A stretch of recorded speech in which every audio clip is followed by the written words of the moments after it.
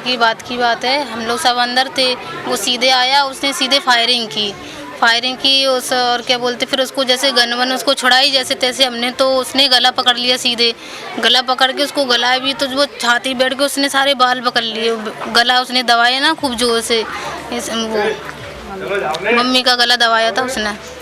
लगा किसी को लगा लगा किसी को? हाँ, मेरी बहन को गोली लगी है हाथ में, मेरी मम्मी को भी चोट आई है।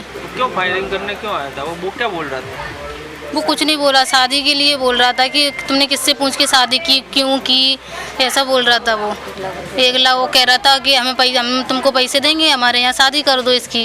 आज બપોરના સમયે નારોલ પોલીસ સ્ટેશન વિસ્તારમાં એક ફાયરિંગનો બનાવ બનેલો હતો।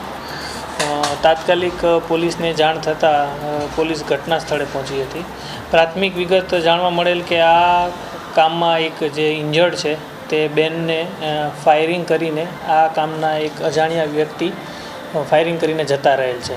ગણતરીના સમયમાં જ આ કામના જે ફાયરિંગ કરનાર આરોપી છે જેનું નામ છે અરબાઝ ખાન ઉર્ફે ભૂરા ઉર્ફે ચૂચા ઉર્ફે ખાન બાબા ઈશા ખાન રંગરેજ, જેઓ મૂળ ભીંડ મધ્યપ્રદેશના રહેવાસી છે, તેઓને રાઉન્ડ અપ કરેલ છે।